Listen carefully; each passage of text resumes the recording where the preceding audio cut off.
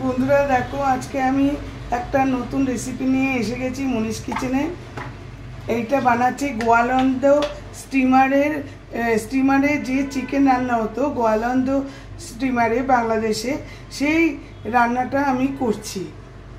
স্টিমারের মধ্যে যে রান্না করতো লোকেরা, সেই রান্নাটা আমি করছি। দেখতে থাকো, মনে হয় ভালোই হবে, আশা করি ভালোই লাগবে তোমাদের। দেখতে থাকো।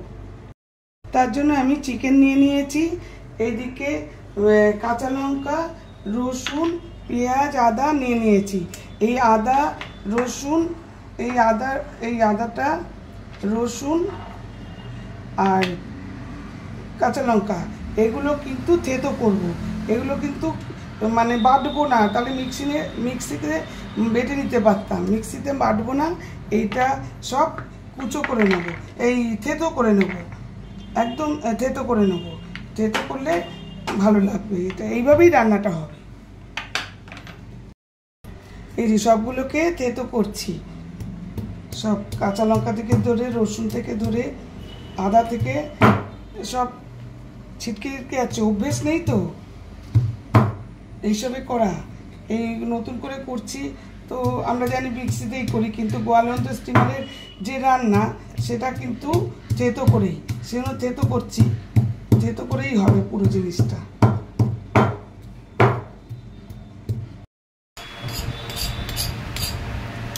এই যে সবগুলো সব থেতো করে নিলাম শিলনোড়াতে।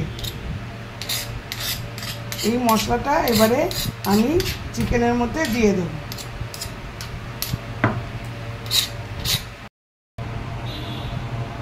এবারে এটা দিয়ে দিলাম মাংসের মধ্যে।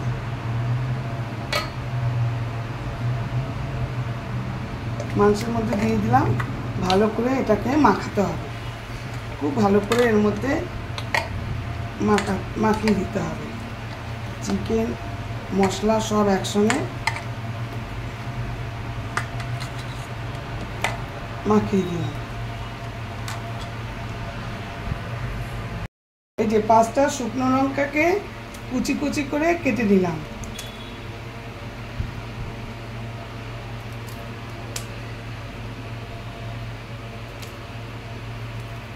এবারে এর মধ্যে শুকনো লঙ্কা দিয়ে দিয়েছি কেটে কেটে 5খানা। এবার একটু সর্ষের তেল দিয়ে দিলাম। তারপরে পেঁয়াজগুলোকে ওর মধ্যে ভালো করে চটকে দিয়ে মাখতে হবে। এই পেঁয়াজগুলোকে আগে আমি একটু হাত দিয়ে চটকে নিলাম। এবার পেঁয়াজটাকে চটকে ওর মধ্যে মাখতে হবে, খুব ভালো করে মাখতে হবে।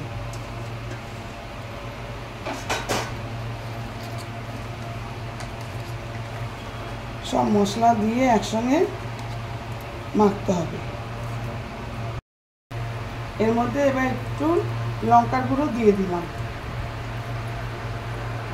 হলুদ গুঁড়ো দিয়ে দিলাম, জিরের গুঁড়ো দিয়ে দিলাম, ধনের গুঁড়ো দিয়ে দিলাম। ধনের গুঁড়োটা একটু বেশি দিই। এবার নুন দেব,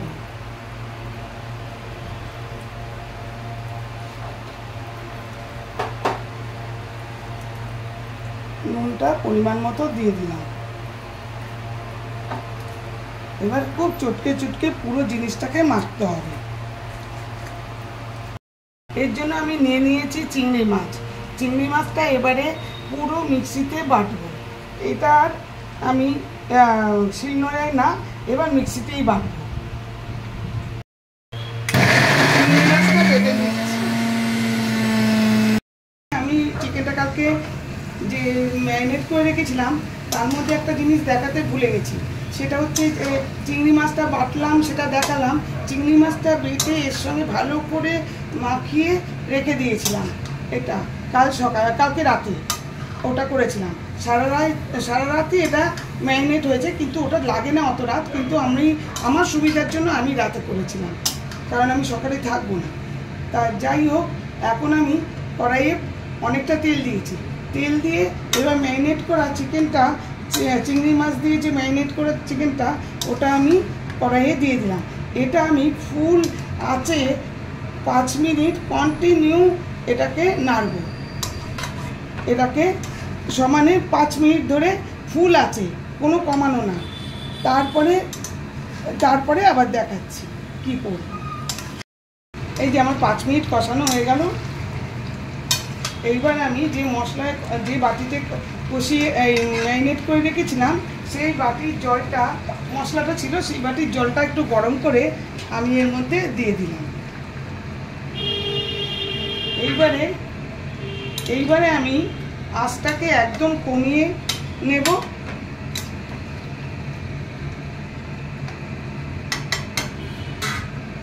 এবারে আঁচটাকে আমি একদম কমিয়ে নিচ্ছি।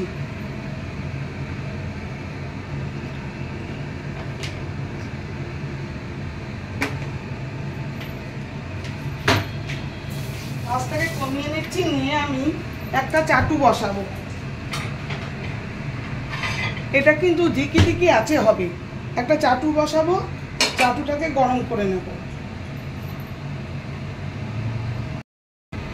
এইবার চাটুটা গরম হয়ে গেছে, এবার আমি কমিয়ে দেবো।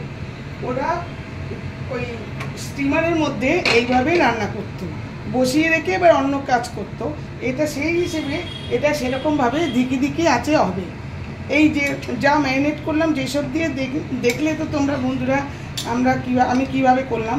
এতে কিন্তু আর কোনো মশলা চলবে না, না গরম মশলা না কিছু। আর আমি যে ওই চিংড়ি মাছটা বাটলাম, এটা ওরা শিলনোড়ায় হয়তো বেটে নিত। এখন আর আমি শিলনোড়ায় বাটার মতো আমার সে ক্ষমতা নেই, কোনোদিন করিনি।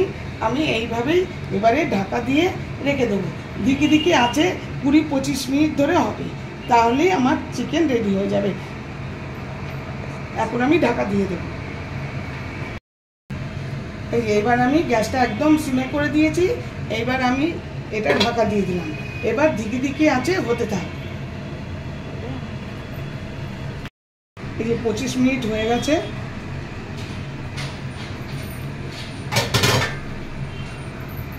এই যে একদম মাংস হয়ে গেছে, খুব সুন্দর রং এসছে, মাংস নরমও হয়ে গেছে, হাড় থেকে মাংস বেরিয়ে আসছে প্রায়। রান্না আমার ডান। এই যে বলছিলাম স্টিমারে যে রান্না করে বাংলাদেশে, গোয়ালন্দ স্টিমারে রান্না করে, সেইভাবে রান্না করলাম একটা নতুন পদ্ধতিতে। এটা আমাদের কারো রান্না না, ওটা ওই গোয়ালন্দ স্টিমারের মধ্যে ওরা রান্না করতে এইভাবে। সেইভাবে আজকে আমি চিংড়ি বাটা দিয়ে এইভাবে রান্না করলাম। আশা করি তোমাদের খুব ভালো লেগেছে। বন্ধুরা, আমার রান্না তোমরা দেখলে আশা করি ভীষণ ভালো লেগেছে। তোমরা অবশ্যই ট্রাই করবে। ভালো লাগলে লাইক, শেয়ার, সাবস্ক্রাইব করবে, ফলো তো নিশ্চয়ই করবে। Thank you for watching. শীঘ্রই আসছি আরেকটি ব্লগ নিয়ে।